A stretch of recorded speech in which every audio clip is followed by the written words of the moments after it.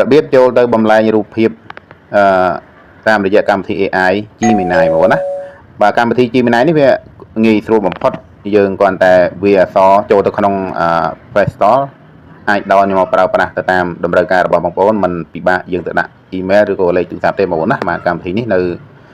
ងាយស្រួលបំផុតយើងយកមកប្រើប្រាស់ព្រោះកម្មវិធី free បងប្អូនណាអញ្ចឹងដើម្បីកុំឲ្យខាតពេលបងប្អូនចូលទៅតាមដានវីដេអូរបស់ខ្ញុំទាំងអស់គ្នាបើសិនណាបងប្អូនគិតថាវីដេអូរបស់ខ្ញុំមានប្រយោជន៍បងប្អូនជួយ follow page និង like share ម្នាក់មួយផងបងប្អូនណាអញ្ចឹងយើងចូលទៅធ្វើទាំងអស់គ្នាជាដំបូងយើងត្រូវមានកម្មវិធី Gemini ជាមុនបងប្អូនណាហ្នឹងនេះណាអញ្ចឹងលើចុចលើកម្មវិធី Gemini មកបាទចាំតិចបងណាអូខេអញ្ចឹងគេឡើងមកហើយបងណាអញ្ចឹងបងប្អូនមើលសម្លឹងមើលមកក្រោមមានសញ្ញាលេខបូកមកណាសញ្ញាលេខបូកពឹបហ្នឹងមកអញ្ចឹងយើងចុចកន្លែងសាររូបភាពយើងចុចកន្លែងហ្នឹងមកដើម្បីចូលយករូបភាពរបស់យើងពឹបបាទបន្តមកយើងចូលទៅមើលរូបភាពណាដែលយើងត្រូវដាក់បងប្អូនណាបាទយើងមើលរូបភាពណាដែលយើងត្រូវយកមកដាក់បាទអញ្ចឹងយើងចុចលើរូបភាពមួយមកពឹបតោះណាយើងចុចកន្លែងខាងនេះដាក់រួចរាល់ពឹបអូខេឥឡូវយើងបានរូបភាពមកហើយបងប្អូនណាឥឡូវយើងចូលទៅហៅអក្សរ from សម្រាប់ស្នើសុំឲ្យ AI ធ្វើរូបភាពឲ្យយើងបានប្លែកៗចឹងបងណាអញ្ចឹងបើសិនណាបងប្អូនជិលសរសេរបងប្អូនវាយលើនេះបងប្អូនណាលើក្បាលមីក្រូក៏បានណាហ្នឹងហើយបងប្អូនវាយលើក្បាលមីក្រូនេះក៏បានបងប្អូនមិនបាច់វាយយើងសរសេរក៏បានណាអញ្ចឹងខ្ញុំសរសេរឲ្យបងប្អូនមើលបាទយើងដាក់ចេញមកខ្ញុំចឹងមកណាចឹងឲ្យបុរសម្នាក់នេះចឹងមកណារស់ម្នាក់នេះ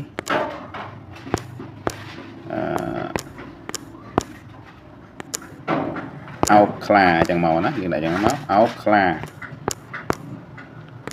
មួយដល់ធំចឹងមកបាទដល់ធំចឹងមកណាហើយកុំភ្លេចបងប្អូនណាឥឡូវខ្ញុំទេប៉ុណ្ណឹងបានហើយបងប្អូនណាខ្ញុំចង់ឲ្យបរិសម្នាក់នេះអោបខ្លាមួយដល់ធំបើសេវែងវាខាតពេលវេលាយើងច្រើនបងណាហើយកុំភ្លេចខ្ញុំខនបញ្ជាក់ថាបងប្អូនសរសេរចឹងហើយបងប្អូនកុំភ្លេចថាដាក់ថាសូមចឹងមករក្សាអានោះសំខាន់ណាស់បងណារក្សាមុខមាត់ដើមដដែលចឹងមកបងណាបាទដើមដដែលអានោះកុំភ្លេចបងណាអានោះយើងចង់ឲ្យមុខមាត់យើងនៅដដែលអញ្ចឹងយើងសរសេររួចហើយយើងចុចកន្លែងព្រួយមកពឹបបាទចឹងមកបងណាចាំរងចាំបន្តិចព្រោះអានេះវាប្រហែលរយៈពេលប្រហែលជា2នាទី3នាទីបងសូមចាំបន្តិចចិត្តបានណាបងប្អូនចិត្តបានហើយឲ្យសញ្ញាមកហើយបាទសូមរងចាំបន្តិចបងណាបាទខាងខ្ញុំវាសេវារៀងខ្សោយបងប្អូនណាចិត្តបានហើយបងណាបងប្អូនខាងបងប្អូនសេវាល្អអាចលឿននេះបងបាទនេះបាទអូខេបានដូចបំណងរបស់យើងហើយបងប្អូនណាបាទនេះបាទបុរសម្នាក់នេះបានអោបខ្លាហើយខ្លាអោបវិញបងប្អូនណាយ៉ាងសង្ហាបងណាបាទហ្នឹងហើយអញ្ចឹងអរគុណច្រើនបងប្អូនអរគុណច្រើនដែលបានតាមដានវីដេអូរបស់ខ្ញុំរហូតដល់ចប់បាទអញ្ចឹងបងប្អូនsave យក save ប្រើបងប្អូនចុចឲ្យទូចវិញមកអញ្ចឹងបងប្អូនចុចព្រួយនេះក៏បាននេះអាសាតុក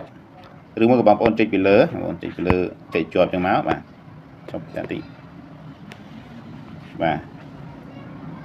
ចឹងមកចុចរៀងតិចពឹបលើរូបភាពមកយើងចុចព្រួយមកអូខេមកណាបាទអញ្ចឹងបានជាសាទរហើយអរគុណច្រើនបងប្អូនសម្រាប់ការតាមដានវីដេអូរបស់ខ្ញុំ